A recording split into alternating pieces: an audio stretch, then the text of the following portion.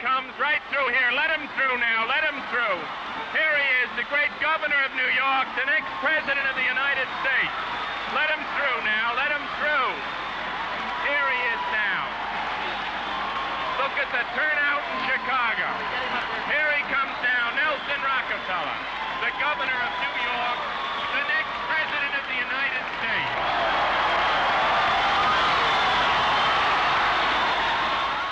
We want Rocky! We want Rocky! We want Rocky! We want Rocky! I feel this more deeply every day as I travel across this land. The American people are angry and weary of the old politics in this country, ladies and gentlemen.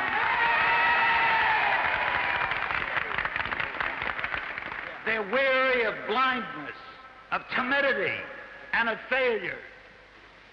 They're angry with the empty gospel of do nothing, the voices that cry, it couldn't be helped, or the voices that cry, it can't be done.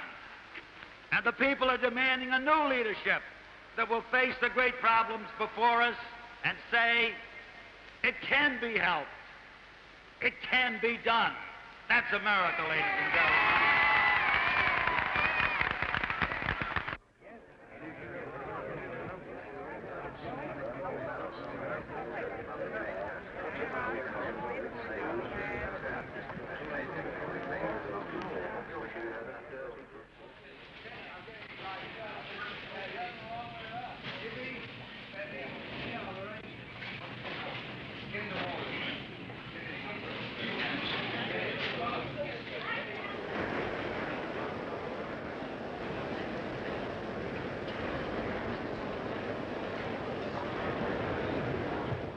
Nelson A. Rockefeller, do you solemnly swear to support the Constitution of the United States, the Constitution of the State of New York, and to faithfully discharge the duties as Governor of the State of New York, so help me God?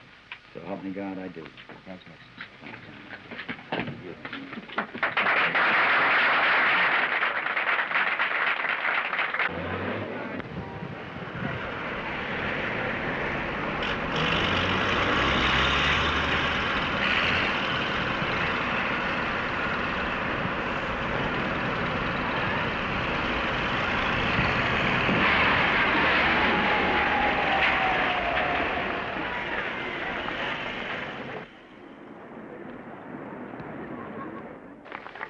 Nobody likes to see old buildings go down because they've got a lot of tradition and they got a lot of sentiment, but progress demands that there be the destruction of the old and the building of the new. You're going to see something new, beautiful, rise up, and then it's going to change the tone, the tempo, and the whole atmosphere of this part of our great island of Manhattan.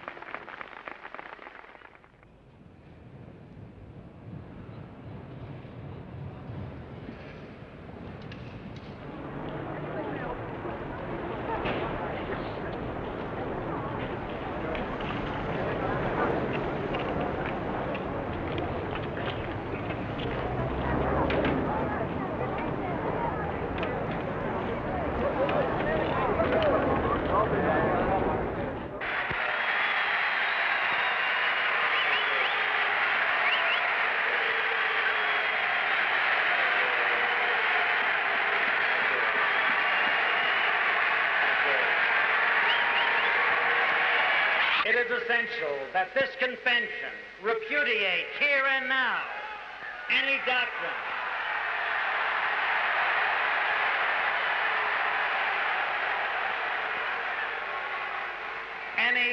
doctrinaire militant minority, whether communist, Ku Klux Klan, or Bircher.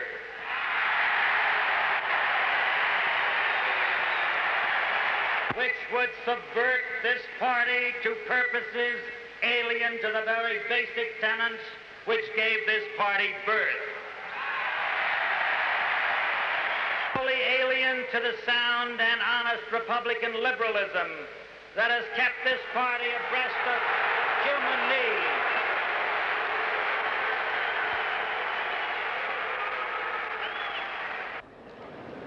I have decided today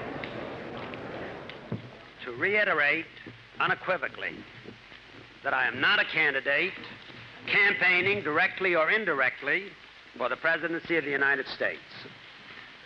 Thus, there arises for me a political and personal obligation to explain briefly the reasons for my decision. Quite frankly, I find it clear at this time that a considerable majority of the party's leaders wants the candidacy of former Vice President Richard Nixon. And it appears equally clear that they are keenly concerned and anxious to avoid any such divisive challenge within the party as marked the 1964 campaign.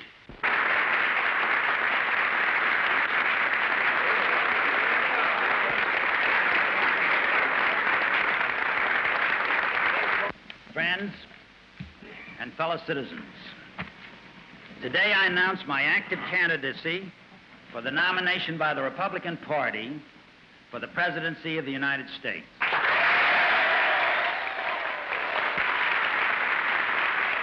I do this because, first, the dramatic and unprecedented events of the past weeks have revealed in most serious terms the gravity of the crisis that we face as a people.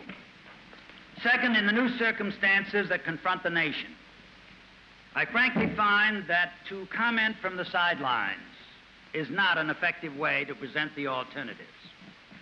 The alternatives that I believe can lead us out of our difficulties to order and progress at home and to peace and understanding abroad.